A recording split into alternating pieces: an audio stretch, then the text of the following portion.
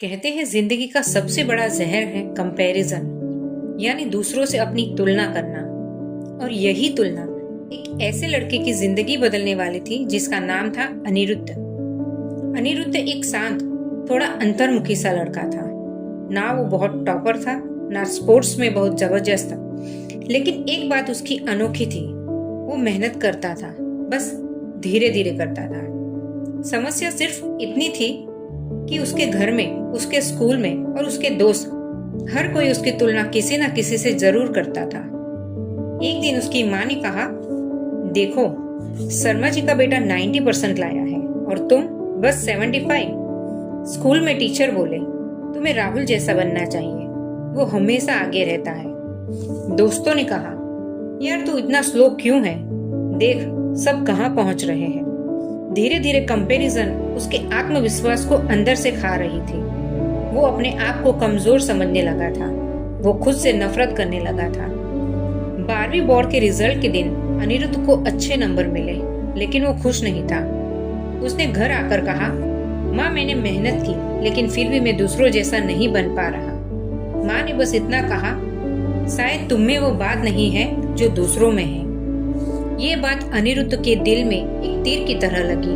वो उस रात अपनी छत पर जाकर बैठा रहा, आंखों में आंसू, दिल में दर्द और दिमाग में एक ही सवाल, आखिर मैं कम क्यों हूँ। ठीक उसी रात उसके घर के पास वाले पार्क में एक बुजुर्ग व्यक्ति बैठे थे। सफेद दाढ़ी, शांत आंखें और चेहरे पर एक अजीब सी मुस्कान।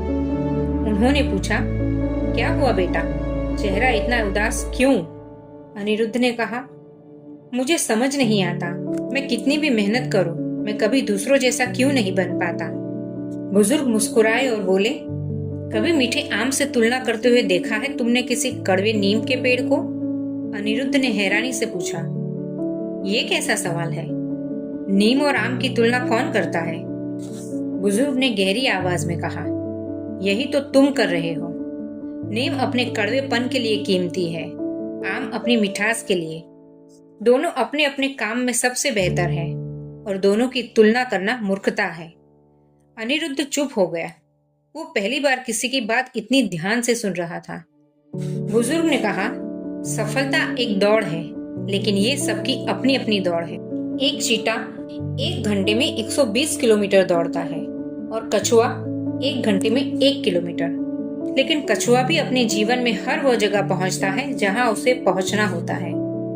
अगर कछुआ चीते से तुलना करने लगे तो वो कभी चल ही नहीं पाएगा। अनिरुद्ध की आंखें नम हो गई। बुजुर्ग ने आगे कहा, तुम अपना समय दूसरों को देखकर बर्बाद कर रहे हो, जबकि दुनिया तुम्हें देखने लायक बनने के लिए इंतजार कर रही है। अपनी रेस दौड़ो बेटा, किसी और की नहीं।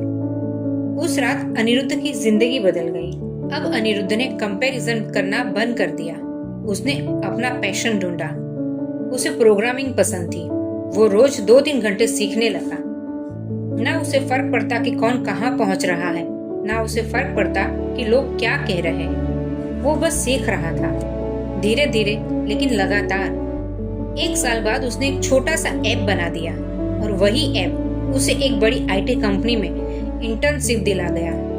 जिस दिन उसे ऑफर मिला वो खुशी से रो पड़ा, क्योंकि उसे आज समझ आया कंपैरिजन उसे रोक रही थी और कॉन्फिडेंस उसे आगे बढ़ा रहा था। एक दिन उसके ही स्कूल में एक मोटिवेशनल सेशन में उसे स्पेशल गेस्ट के रूप में बुलाया गया। वही टीचर जिसने कभी उससे कहा था कि वो राहुल जैसा बने, आज मंच पर खड़े होकर कह रहे थे, हमारे स्कूल का गौरव, हमारा होनहार छात्र अनिरुद्ध। तालियां बज रही थी, लोग उसके काम की तारीफ कर रहे थे। वो मुस्कुरा रहा था, उसकी आंखें चमक रही थी और उसके कानों में वही बुजुर्ग की आवाज गूंज रही थी, नीम और आम की तुलना मत करो, हर किसी का स्वाद अलग होता है। आपकी दौड़ आपकी ही दोस्तों। कंपैरिजन आपको कमजोर बनाएगी, लेकिन प्रोग्रेस आपको मजबूत करेगी। दूसरों से मत लड़ो, अपने कल से लड़ो। दूसरे कितनी तेजी से भाग रहे हैं इससे फर्क नहीं पड़ता। फर्क सिर्फ इतना पड़ता है कि आप रुकते हैं या आगे बढ़ते हैं। याद रखो, अपनी रेस अपनी है, अपनी जीत अपनी है, अपनी मंजिल अपनी है। दुनिया से नहीं, खुद से मुकाबला करो।